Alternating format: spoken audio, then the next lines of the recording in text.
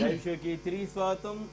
విభజన వల్ల రెండు రాష్ట్రాల ప్రజలు బాధపడుతున్నారన్న సినీ నటుడు జనసేన వ్యవస్థాపకులు శ్రీ పవన్ కళ్యాణ్ గారి వ్యాఖ్యలతో ఏకీపిస్తారా అంటే 89% మంది అవునని, 11% మంది కాదంటున్నారు. ఇక అతిథుల పరిచయం శ్రీ రుద్రరాజు పద్మరాజు గారు, శాసన మండలి సభ్యులు, తెలుగుదేశం పార్టీ నేత. శ్రీ కృష్ణారెడ్డి గారు, టీజీవీ కృష్ణారెడ్డి గారు, శాసన మండలి మాజీ సభ్యులు, వైఎస్ఆర్ కాంగ్రెస్ పార్టీ సీనియర్ నేత. శ్రీ రంగారెడ్డి గారు, కాంగ్రెస్ శాసనసభాపక్ష ఉపనేత, శాసన మండలి సభ్యులు, ఆ పార్టీ సీనియర్ నేత. ఇక జీవన్ రెడ్డి గారు, ఆర్మూర్ శాసనసభ్యులు, టీఆర్ఎస్ సీనియర్ నేత, వారు కూడా మనతో చర్చలో ఉంటారు. ఇక ఆసక్తికరంగా పవన్ కళ్యాణ్ గారు నిన్న అక్కడికి వెళ్ళి విభజన వల్ల మళ్ళీ కష్టాలు, నష్టాలు, ఇబ్బందులు వస్తున్నాయి, రెండు ప్రాంతాల ప్రజలు ఇబ్బంది పడుతున్నారు, బాధపడుతున్నారు అంటున్నారు. అయితే విచిత్రంగా ఆయన కూడా విభజనకు మద్దతిచ్చిన పార్టీలకి మద్దతిచ్చారు, అది వేరే విషయం అనుకోండి. అయితే ఇప్పుడు తాజాగా కృష్ణపట్నం పవర్ కానీ, విశాఖపట్నం హిందూజా పవర్ కానీ, లోయర్ సీలేరు కానీ, ఈ మూడు కూడా మాకే వస్తాయి, తెలంగాణకు వాటా లేదని ఏపీ వాదిస్తుంటే, మాకు వస్తాయి, మాకు దాంట్లో వాటా ఉందని తెలంగాణ ప్రభుత్వం కూడా విద్యుత్ నియంత్రణ మండలికి ప్రతిపాదనలో స్పష్టం చేస్తోంది. సో ఇది మళ్ళీ ఈ వివాదం, ఎంసెట్ వివాదం అలా ఉండగా, నదీ జలాల వివాదం ఇలా ఉండగా, ఇప్పుడు తాజాగా మళ్ళీ ఈ విద్యుత్ ఛార్జీలు పెంపుదల వ్యవహారంతో పాటు వాటి గురించి ఇంకా రహస్యంగానే ఉంచారు ఏపీ ప్రభుత్వం కానీ, అట్లాగే తెలంగాణ ప్రభుత్వం కానీ. ఛార్జీలు పెరగబోతున్నాయనేటువంటి సంకేతం చాలా స్పష్టంగా వస్తూ ఉంది. 7,000 కోట్ల లోటు ఉందని చెప్పి అంటున్నారు. యనమల రామకృష్ణ గారు కూడా చాలా సీరియస్గా చాలా లోటుల్లో ఉన్నాం, కష్టాల్లో ఉన్నామని తాజాగా చెప్పారు. సో ఈ నేపథ్యంలో విభజన కష్టాలు, నిజంగానే ఈ సమస్యలు, మరి తెలంగాణ ఈ పవర్ ఇష్యూలో మళ్ళీ ఇబ్బంది అవుతుందా ఏమిటి? ముందుగా రంగారెడ్డి గారు మాట్లాడారు. ఇప్పుడు దీన్ని ఏ విధంగా హైప్ తీసుకుపోయారంటే, రెండు రాష్ట్రాలలో ప్రజలల్లో విభజన వల్ల రెండు రాష్ట్రాలు, మన ప్రాంతాలు, మన తెలుగువారు అభివృద్ధి చేస్తారు, దీనివల్ల సైంటిఫిక్గా చాలా బాగుంటుంది అన్న ప్రచారం కాకుండా, ఒక ఈ విభజన జరగకపోతే వాళ్ళ వల్లనే మాకు అన్ని విధాల నష్టమవుతున్నదన్న ప్రచారం ఈ ప్రాంతంలో, తెలంగాణ ఆ ప్రాంతంలో అసలు దీనివల్ల మీకు జరిగే నష్టము ఇంకా ప్రపంచంలో దేని వల్ల జరగదని ఇడిపోవటం వల్ల. అయితే ఇంకొకటి ఏంటంటే, ఇంకో ప్రచారం కూడా ఏం చేశారంటే, హైదరాబాదులో నివసించేవారు దగ్గర 40-50 లక్షలు ఉండి చుట్టుపక్కల ప్రాంతాల్లో కానీ, మొత్తం తెలంగాణలో కానీ, అంత తెలుగు వాళ్ళు. కొంతమందికి నాకు చిన్నప్పుడు నా స్కూల్స్లో చాలామంది విజయవాడ, గుంటూరు ఆ ప్రాంతం నుంచి ఉన్నారు. This my life example.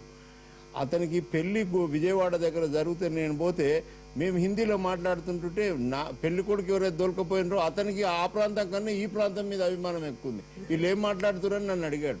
అంటే అట్లా ప్రాంతాలలో ఆ ద్వేషాలు పెంచకుండా, అభివృద్ధికి సైంటిఫిక్గా చాలా అడ్వాంటేజెస్ ఉంటుంది, అడ్మినిస్ట్రేషన్కి అడ్వాంటేజెస్ ఉంటుంది, ఏదైనా ఉద్యోగాలకు అవకాశం రెండు ప్రాంతాలలో ఉంటుంది, చూడటానికి బాగుంటుంది అనేది ప్రచారం ఈ తరుణంలోనే చేయాలి. సరే జరిగేది ఏదో జరిగింది. పవన్ కళ్యాణ్ గారు మంచి యాక్టరు, మంచి ప్రజలలో పలుకుబడి ఉంది. ఈ మీడియా వల్ల, ఈ సినిమాల వల్ల, ఈ మధ్య మామూలుగా కూడా టీవీలో చూపిస్తే మాకు కూడా కొంత ప్రచారం ఉంటుంది. అయితే వారు కొంచెము, నేను ఎన్నోసార్లు అబ్జర్వ్ చేసిన, కొంచెము అభ్యుదయ భావాల రూపంగా మాట్లాడతారు. అభ్యుదయ భావాల రూపంలో మాట్లాడటం వేరు, ఆచరణలో చాలా ఓపిక, నేర్పుతనము ప్లస్ అది ఉండాలి. ప్రజల పక్షాన మాట్లాడటం సరే, ఆ మాత్రం మాట్లాడే వారిని కూడా విమర్శిస్తే అసలు మాట్లాడేటోడు లేకపోతే. ఆయన ఆసక్తికరమైన విషయం ఏంటంటే, రాజకీయాల్లో ప్రశ్నించాలంటున్నారు, మరి ఈ మధ్య ఆయన ఏం ప్రశ్నించట్లేదు కదా అని కొందరు వ్యాఖ్యానిస్తున్నారు. అదే కదా నేను చెప్పేది, రాజకీయాలు చెప్పటం వేరు, ఆచరణ చేయటం వేరు. ఆచరణ చేయాలంటే మనం అన్ని కోల్పోయి అదే సమస్యలపైన పనిచేయాలి. అన్ని విమర్శలకు పడే ఓపిక ఉండాలి. మీరు ప్రొద్దున మనల్ని ఎంతమంది దండాలు పెడతారో అంతకన్నా ఎక్కువ మంది తిట్లు కూడా తింటుంటారు. అయితే అది ఫ్యాన్సీ కాదు, ఇది ఒక వ్యవస్థలో చాలా మందికి రాజకీయాలంటే ఏ విధంగా ఉన్నదనంటే, మనం చేరినాము అయిపోయింది, అయినాక ఇంకేమైనా ఎమ్మెల్యే అవుతామా, ఎంపీ అవుతామా, అదే రాజకీయాలు అనుకుంటాం.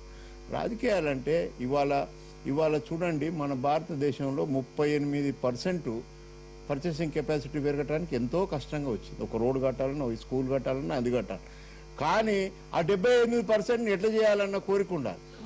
ఆ 78%లో ఎంతమందికి ఏ విధంగా ఫాస్టెస్ట్ వేలో చేయడానికి ఏ పద్ధతిలో ఉండాలి, దాన్ని సమయస్ఫూర్తిగా నాయకత్వం తీసుకొని ఆ ధ్యాసనే ఉండాలి. ఎట్లయితే మనం ఒక ఇంట్లో నా భార్య బాగుండాలి, నా పిల్లలు బాగుండాలి, నా ఇల్లు మంచిగా కట్టుకోవాలి, నా ఫ్రిడ్జ్ కొనుక్కోవాలి అనుకుంటామో, ఈ దేశంలో ఉండే ప్రజలు కూడా అదే తపన ఉండే నాయకత్వాన్ని తప్పకుండా ప్రజలు హర్షిస్తారు.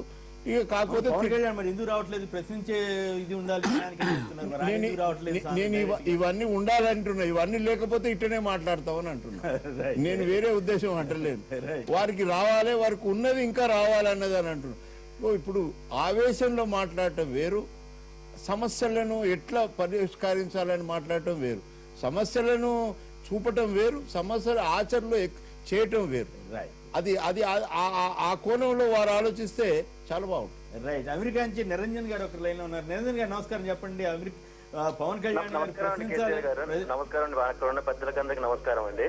రైట్. విభజన వల్ల రాష్ట్రాలు నష్టపోయాయి, ఇబ్బంది పడుతున్నాయి అంటున్నారు, బాధపడుతున్నాయి అంటున్నారు, మీరే ఉంటారు? విభజన వల్ల నష్టపోతున్నారు అంటే ఇంతకుముందు మనం ఒక మొత్తం గ్రూప్ గా ఉండేటోళ్ళం 42 మెంబర్స్ ని. ఇప్పుడు మనం అక్కడ 25, ఇక్కడ 17 అయిపోయాము. సో దీనివల్ల ఏంటంటే ఎవరి యొక్క అస్తిత్వం వాళ్ళకి వచ్చేసింది, ఎవరి యొక్క డిమాండ్స్, ఎవరి యొక్క ప్రాబ్లమ్స్ వాళ్ళు ఎగ్జిక్యూట్ చేసుకోవడానికి వాళ్ళకి అవకాశం ఏర్పడ్డది సార్. ఒకటి యాక్చువల్లీ ఇక్కడ ఏంటంటే మనకి తెలంగాణలోకి వచ్చేసరికల్లా వాటర్ ఎలక్ట్రిసిటీ ప్రాబ్లం, ఆంధ్రాకి వచ్చేసరికల్లా వాటర్ ప్రాబ్లం అని చెప్పేసి అనుకుంటున్నాము. ఇక్కడ ఏంటంటే సార్ ఇద్దరు ముఖ్యమంత్రులు మంచివారు, ఇద్దరు బాగా పరిపాలన అలవాటు ఉన్నవాళ్ళు, పరిపాలన బాగా చేసిన వారు ఇంతకుముందు కూడా. సో దానివల్ల ఏంటంటే సార్ వాళ్ళిద్దరు కూడా కూర్చొని మాట్లాడుకుంటే మీకు మేము కరెంట్ ఇస్తాము, దాంతో మీకు మేము వాటర్ కి ప్రాబ్లం క్రియేట్ చేయమని చెప్పేసి ఇద్దరు అనుకుంటే, ఇద్దరు కూర్చొని మాట్లాడుకుంటే సార్ ఎలాంటి విషయాలైనా కూడా ఒక సమస్యకి పరిష్కారం దొరుకుతుందని చెప్పేసి నా యొక్క పర్సనల్ అభిప్రాయం సార్. అక్కడ చంద్రబాబు నాయుడు గారు అక్కడ లోకల్ రిసోర్స్ యూజ్ చేసుకుని చాలా బాగా డెవలప్ చేయడానికి ట్రై చేస్తున్నారు. ఇక్కడ కేసీఆర్ గారు కూడా హైదరాబాద్ డెవలప్ చేయడానికి కానివ్వండి, లేకపోతే కాకతీయ మిషన్ వల్ల కానివ్వండి. అంత బాగుందని నిజంగా అంత బాగుందా? Very good. బాగుంటే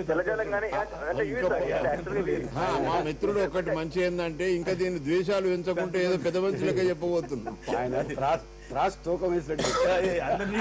అందరినీ ఉంటే గొడవ లేదు ఇక. రైట్. వినోద్ గారు న్యూజిలాండ్ నుంచి లైన్ లో ఉన్నారు. చెప్పండి, పవన్ కళ్యాణ్ గారు ప్రశ్నించమంటున్నారు, మరి ఆయన ప్రశ్నిస్తున్నారా లేదా?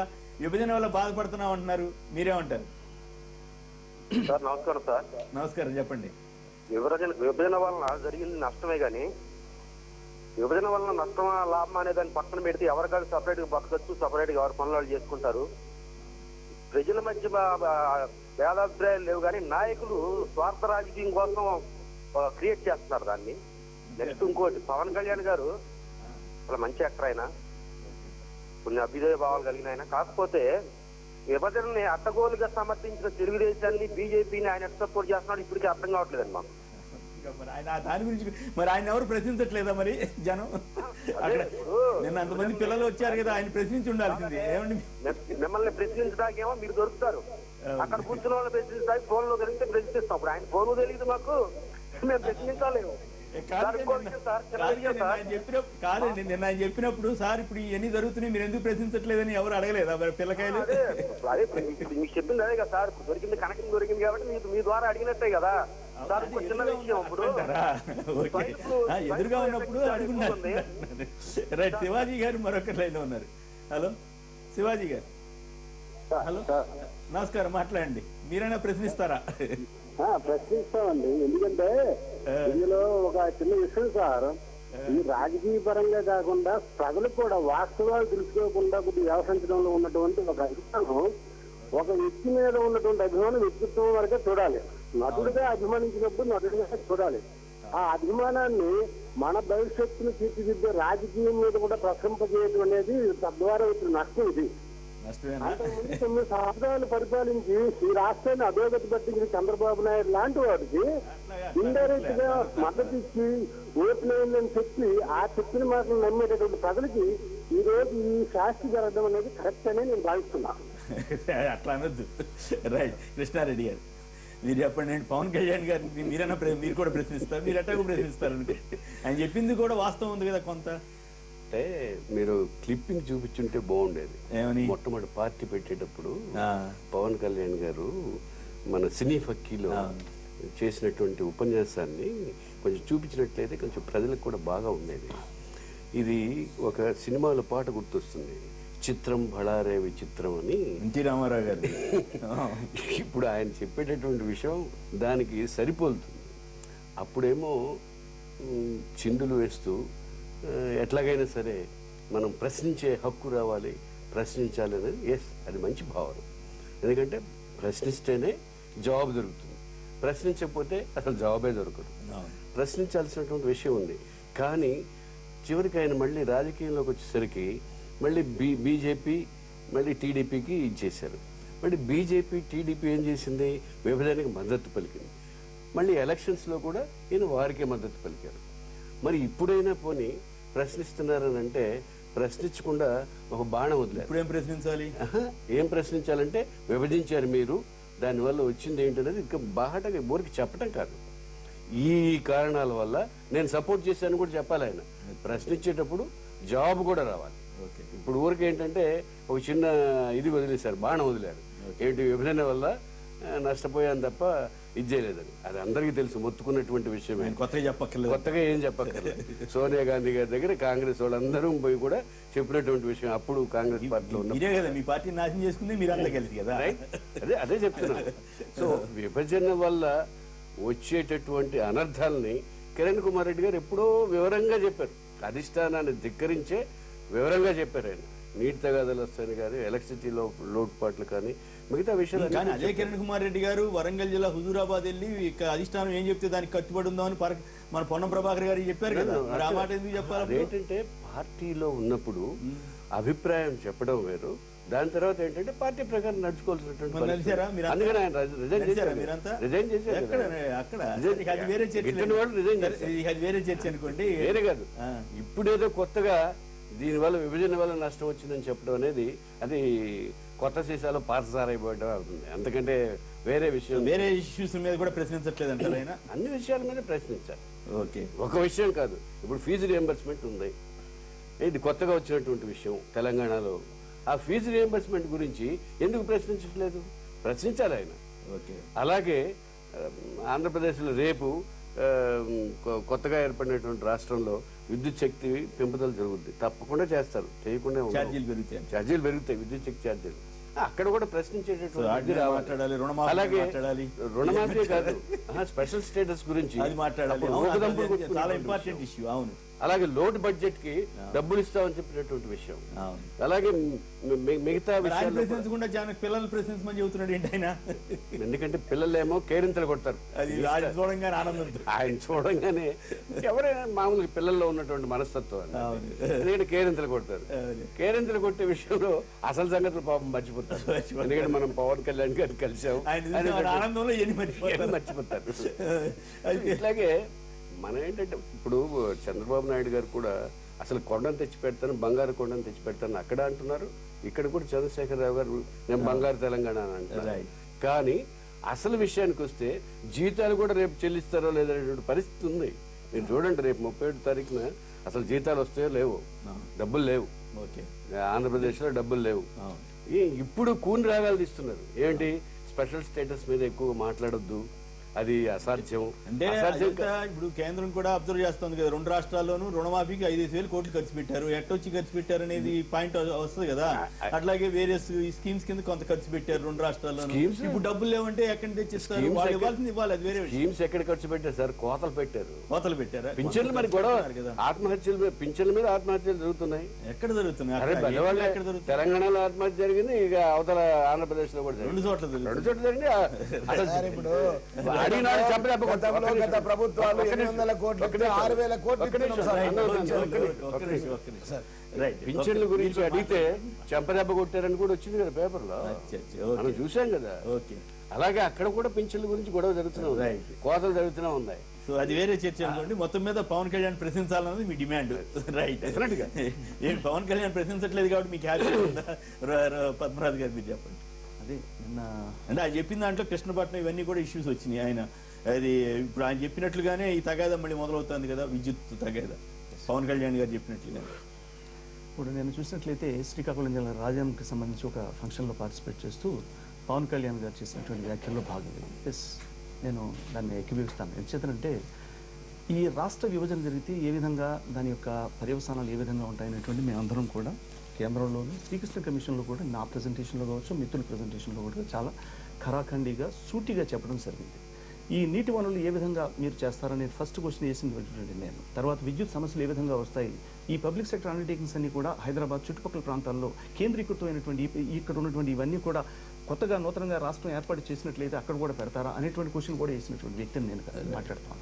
ఈ అన్నిటి దీని కాన్సిక్వెన్సెస్ అన్నీ కూడా మేము ముందే ఊహించినప్పటికీ కూడా ఒక ప్రత్యేక పరిస్థితుల్లో కేంద్రం తీసుకున్నటువంటి ఆ రాష్ట్ర విభజన చేసినప్పటికీ కూడా మేము బాధపడి ఉండేవాళ్ళం, కానీ అది చేసినటువంటి తీరు కానీ ఈ సమయం కూడా సరైనటువంటి సమయం కాదు అనేటువంటిది నా ప్రగాఢ విశ్వాసం. ఎప్పుడేదో ఒప్పుకునేవాళ్ళు ఇది గనక కాస్త కొంచెం 1 సంవత్సరం 2 సంవత్సరాల ముందు కూర్చోబెట్టి అందరికి ఇరుపక్షాలు కనుక ఇది మీకు ఈ ప్రత్యేకమైన పరిస్థితుల్లో మేము ఇవ్వక తప్పదు, మీకు ఈ విధమైనటువంటి ఇన్స్టిట్యూషన్స్ ఈ సంస్థలు కానీ ఇవి కానీ అన్ని ఇస్తాం, దీనివల్ల మీ ప్రాంతవాసులకు ఏ విధమైన ఇబ్బంది జరగదనేది కనీసం 2 సంవత్సరాల ముందు 1 సంవత్సరం ముందు ఇచ్చినట్లయితే అది కాస్త కొంచెం ఊరట కలిగించే విధంగా మేము కాంగ్రెస్ వాళ్ళే గందరగోళం చేశారు కదా. ఆత్మహత్య సదృశ్యం ఈ రోజు కాంగ్రెస్ పార్టీ ఆంధ్రప్రదేశ్ లో పరిస్థితి ఎన్నికల ముందు కూడా నేను చెప్పడం జరిగింది. రాష్ట్ర విభజన జరిగితే మా ఆంధ్రప్రదేశ్ లో మాత్రం పూర్తిగా అది నిర్వీర్యం అయిపోతుంది, ఏ విధంగానూ కూడా కాంగ్రెస్ పార్టీకి అక్కడ జవసత్వాలు కోల్పోతుంది, ఏ విధమైనటువంటి సీట్లు రావని చెప్పినటువంటి వ్యక్తిని నేను. ఈ రోజు రాష్ట్ర విభజన చేసినటువంటి తీరు కానీ లేకపోతే వాళ్ళు ప్రవర్తించినటువంటి తీరు కానీ జరిగిన తర్వాత వారు తీసుకున్నటువంటి చర్యలు కానీ చూసిన తర్వాత మాకు బాధ్యత చేసినటువంటి పార్టీలు కానీ ఇప్పుడున్న పార్టీ కానీ ఎప్పుడైనా విభజనకు వ్యతిరేకిస్తూ ఏమైనా ఉత్తరాలు ఇచ్చాయా? మీ కాంగ్రెస్ ఇచ్చిందా, మీరు ఇచ్చారా, మీ తెలుగుదేశం పార్టీ ఇచ్చిందా, పోనీ ఏ పార్టీ ఇచ్చింది వ్యతిరేకంగా? పోనీ వ్యతిరేకంగా ఇచ్చి మేము వద్దన్నామండి అయినా కూడా చేశారంటే అర్థం ఉంది. మీరు ఎప్పుడైనా వ్యతిరేకించారా తెలుగుదేశం పార్టీ? కాంగ్రెస్ అట్లా కాకుండా ఒక్క నిమిషం రాజుగారు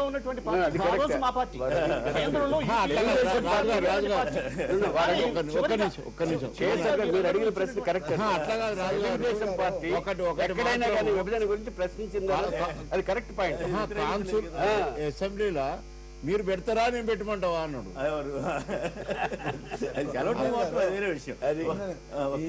ఇప్పుడు పవన్ కళ్యాణ్ గారు సినిమాలు వేరు, నిజ జీవితం వేరు సార్. నిజ జీవితానికి సినిమాకు చాలా చేంజ్ ఉంటుంది. వీళ్ళు ఏంటంటే సినిమాలు నటించి సినిమాలు లాగానే భావిస్తారు. ఇప్పుడు పవన్ కళ్యాణ్ గారు ప్రశ్నించాలని చెప్పి పార్టీ పెట్టి పత్తకు లేకుండా పోయారు సార్. ఇదే పవన్ కళ్యాణ్ గారు పత్తకు లేని పవన్ కళ్యాణ్ సార్ వినండి సార్ ఒక్క నిమిషం మాట్లాడిన తర్వాత మాట్లాడదు చెప్పండి. ఇప్పుడు పవన్ కళ్యాణ్ గారు ప్రశ్నిద్దాం ఏదో ఉద్ధరిద్దామని పార్టీ పెట్టింది సార్, పత్తాకు లేకుండా పోయిండు. ఈయన ఉన్న పార్టీ ఏంటి సార్? నిన్న బీజేపీలు సపోర్ట్ చేస్తేనే తెలంగాణ వచ్చింది, తెలుగుదేశం సభలకు వచ్చింది కదా ఈయన. ఇప్పుడు ఆ పార్టీని సపోర్ట్ చేస్తేనే చంద్రబాబు గారు లెటర్ ఇవ్వాలండి, తెలంగాణ ఇవ్వాలని లేఖిచ్చారు కదా సార్. ఓ గొగ్గోలు పెడతారు కదా, మేము లేఖిచ్చాం ఏదో తెలంగాణ తెలుగుదేశం పార్టీ తీసుకొని చెప్పినాడు. అట్లాంటి పార్టీలలోనే ఉన్నావు కదా నువ్వు, అక్కడ కేంద్రంలో బీజేపీ ఉన్నావు కదా, ఆ పార్టీల తరపున పోయినావు కదా. ఇవాళ విభజన ద్వారా నష్టం అని నీకు తెలలేదా? విభజన ఒప్పుకున్న పార్టీల దగ్గరికి నువ్వు ఎట్లా చేరినావు? ఇవాళ ఏదో సినిమాలలో నటించినట్టు నేనేదో సాధిస్తా, భారతీయుడు సినిమాలో ఈ టైప్ లో చూసి ఇట్లా సాధిస్తా ఛేదిస్తానే కాదు పవన్ కళ్యాణ్ గారు మాట్లాడేటప్పుడు. పవన్ కళ్యాణ్ గారి యొక్క ప్రచారం ఇది నిర్ణయం అప్పటికే అయిపోయింది.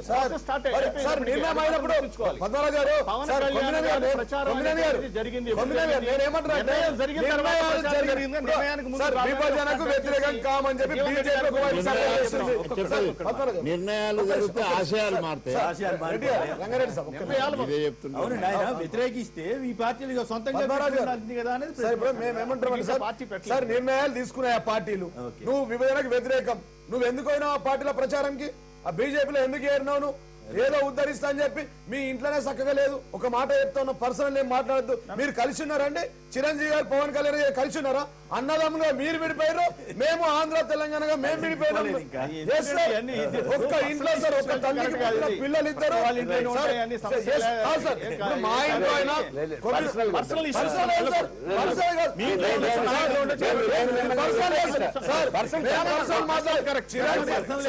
చిరంజీవి గారు పవన్ కళ్యాణ్ ఒక్క కుటుంబంలో ఉన్న వాళ్ళే విడిపోయారు సార్. ఒక కుటుంబంలో ఉంటురా సార్, ఒక ఇంట్లో తింటురా సార్. అట్లా కొమ్మినారు గారు మేము ఆంధ్ర తెలంగాణ ప్రాంతం అన్నదమ్ముగా విడిపోయినాం, చాలా బ్రహ్మాండంగా అభివృద్ధి చేస్తా ఉన్నాం. ఎక్కడ బాధపడే పార్టీలో నువ్వెందుకున్నావు? నువ్వెందుకు సపోర్ట్ చేస్తా ఉన్నావు? బీజేపీతో నీకేంది, టీడీపీతో నీకేంది? నువ్వు పిల్లల్ని పట్టుకొని ప్రశ్నించు. బయటకు రా, ప్రజాస్వామ్యంలో ఒక వ్యక్తిగా ఎదిగి నువ్వు ప్రశ్నించు. అట్లాంటిది సార్, ఇట్లాంటి సినిమాలో ఉన్న క్రేజ్ వేరు, ఇది వేరు సార్. ఇప్పుడు చిరంజీవి గారు ఉన్నారు సార్, ప్రశ్నించాలంటున్నారు కదా. ఒక్క నిమిషం సార్. సార్ మీరు ఎందుకు మాట్లాడినా సార్ రాజయ్య గారిని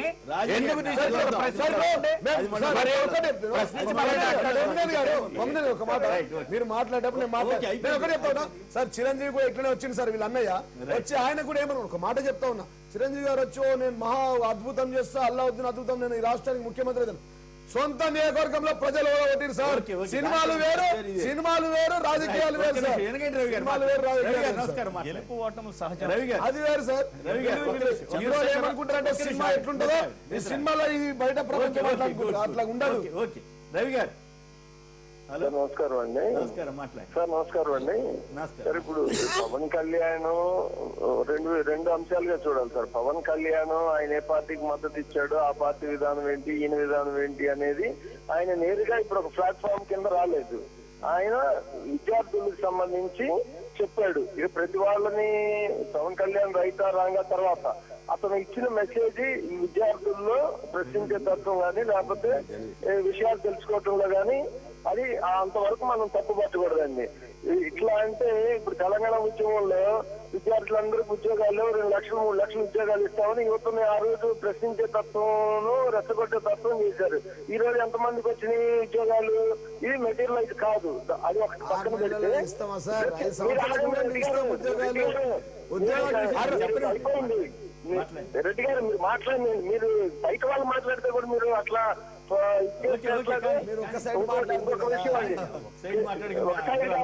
వాస్తవాలు మాట్లాడుతున్నారు. స్పెషల్ కేటగిరీకి సంబంధించి ఒక విషయం నేను స్పష్టంగా చెప్పదలుచుకున్నా సార్.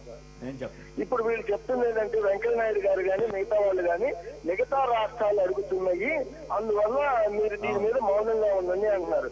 దాని మీద నేను ఒక 3-4 పాయింట్లు ఆ పేపర్ నా దగ్గర ఉన్నాయి, చెప్తానండి. ఒకటి, స్పెషల్ కేటగిరీ స్టేటస్ అనేది రాష్ట్ర విభజన సందర్భంగా ప్రైమ్ మినిస్టర్ ఇచ్చిన స్టేట్మెంటే కాకుండా మార్చి 2వ తారీఖున కేంద్ర ప్రభుత్వం కేబినెట్ తీర్మానం చేసింది. కేబినెట్ తీర్మానం ఇంతవరకు ఏ బీహారు, ఒరిస్సా, తెలంగాణ ఇతర రాష్ట్రాలకి కేంద్ర కేబినెట్ అనేది ఇంతవరకు ఏ రాష్ట్రానికి స్పెషల్ కేటగిరీ మంజూరు చేస్తూ ప్లానింగ్ కమిషన్ డైరెక్ట్ చేసిన సందర్భం భారతదేశ చరిత్రలో ఈ రోజు వరకు లేదు. ఇప్పుడు ఆ రోజు యూపీఏ ఉన్నా, ఈ రోజు ఎన్డీఏ ఉన్నా, గవర్నెన్స్ అనేది ఒక కంటిన్యూస్ ప్రాసెస్. సో ఒక మనకి కేబినెట్ ఒక చట్టబద్ధ ఒక హక్కు కల్పించింది. దీన్ని ప్రజల దృష్టికి తీసుకురాకుండా మిగతా రాష్ట్రాలు అడుగుతుంది, మనం ఇవ్వలేము. ఇంకొకటి ఏంటంటే ఇంద్రజిత్ సింగ్ కేంద్ర మంత్రి రాజ్యసభలో లిఖితపూర్వకంగా ఏం చెప్పాడు అంటే, తర్వాత లెటర్ కూడా రాశాడని, స్పెషల్ కేటగిరీనే కాకుండా దాంతో పాటు బ్యాక్వర్డ్ ఏరియాస్ కి ఆంధ్రప్రదేశ్ రాష్ట్ర అధికారులు ఏమేం కావాలి అనేది క్లారిటీగా రాయట్లేదు అనేది స్పష్టంగా ఆయన మెన్షన్ చేశాడు. ఈ రోజు వరకు ఆంధ్రప్రదేశ్ ప్రభుత్వం క్లియర్ గా దానికి సంబంధించిన వాస్తవ నివేదికలు ఇవ్వలేదు.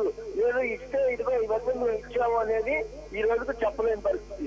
ఇంకొకటి సార్, ఆర్థిక పరిస్థితికి వచ్చేటప్పటికి 15,000 కోట్లు లోటు భర్తీ చేస్తాము అని మీకు విభజన బిల్లులో పెట్టిన వాళ్ళు ఏమడిగారంటే కేంద్ర ఆర్థిక శాఖ వాళ్ళు, మీరు 1,00,000 కోట్ల బడ్జెట్ లో 80,000 కోట్ల ప్రణాళికేతర వ్యయం పెట్టారు, ఇది వాస్తవ అంచనాలకు విరుద్ధంగా ఉంది.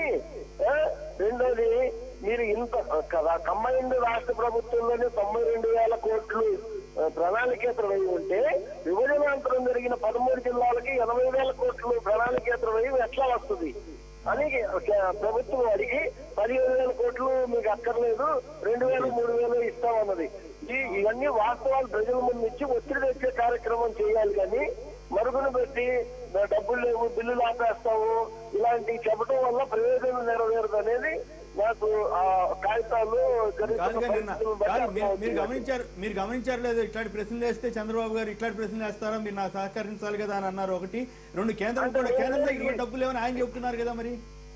ఇప్పుడు పెట్రోల్ $100-120 నుంచి $50 వస్తే విదేశీ మార్గ ద్రవ్యం ఎంత? విదేశీ మార్గ ద్రవ్యం ఆదాయింది, డబ్బులు మిగిలినాయి. కేంద్రం ఎప్పుడు రాష్ట్రాలు కానీ ఆర్థికంగా ఫుల్ గా ఉండు. ఏదైతే కమిట్మెంట్స్ మినిమం కమిట్మెంట్స్ ఫుల్ చేయాలి. ఇప్పుడు రెవెన్యూ ఆదాయం మన రాష్ట్ర ప్రభుత్వానికి వచ్చేది 48% అయితే 47% ఈ రోజు రీచ్ అయ్యాం రెవెన్యూ వసూళ్లలో. రైట్. Today okay. అయితే ఇవన్నీ బాగానే ఉన్నాయి. మరి పవన్ కళ్యాణ్ గారు వీటన్నిటి గురించి ప్రశ్నించాలి కదా అని అడిగితే ఏం చెప్తారు? మరి అది కదా పాయింట్. మీరేమో ఆయన్ని కూడా సమర్థించారు, ఆయన అడగక్కర్లేదు అన్నట్టున్నారు. మరి పవన్ కళ్యాణ్ గారు ఇవన్నీ ప్రశ్నించాలి కదా. మోడీ గారితో పాటు తిరిగారు, చంద్రబాబు గారితో పాటు తిరిగారు కదా. రెండింటిని కలిపి పవన్ కళ్యాణ్ బీజేపీ తరఫున తిరిగాడు కాబట్టి ప్రశ్నించాల్సిన బాధ్యత ఉంది. అలాగే విద్యార్థుల చైతన్యవర్తకం కూడా తప్పు కాదు అనేది నా ఉద్దేశం. అది తప్పు కాదు కాబట్టి ఆచరించి చూపాలి కదా. ఎస్, నేను ప్రశ్నించాను, ఇది అడిగితే ఈ దేశాన్ని నేను మీరు కూడా చేయండి అని చెప్తే ఇంకా బాగుంటది కదా. ఈయన ఒక వర్క్ షాప్ పెట్టచ్చు, తప్పలేదు. ఇదిగో బీజేపీ ఎన్నికల ముందు ఇది చెప్పాం ఇది చెయ్యాలి మన రాష్ట్రానికి అని ఆయన బయటకు వచ్చి చెప్పాలి. ఆయన అసలు ఏం మాట్లాడలేదు కదా. అంత బ్రహ్మాండం పడిపోయిందోనే పని చేస్తున్నారు కదా అందరూ పోటీలు పడి. Right right. ఓకే. రవి గారు ఒక్క విషయం 20 సంవత్సరాల్లో ఆ ప్రభుత్వాన్ని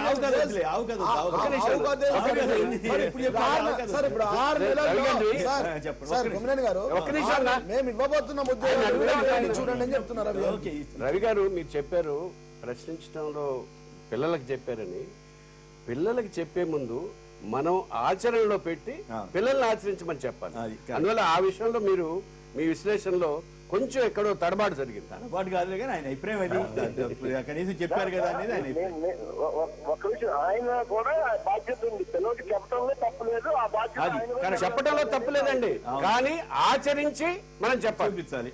ఆచరణ యోగ్యమైంది చెయ్యండి, నేను ఆచరిస్తున్నాను, మీరు కూడా ఆచరించండి అని చెప్పాలి. ఎందుకంటే అన్ని వేల మంది పిల్లలు వచ్చినప్పుడు ఆయన స్ఫూర్తిదాయకంగా ఉన్నప్పుడు చేశారని చెప్తే కూడా గొప్పతనంగా.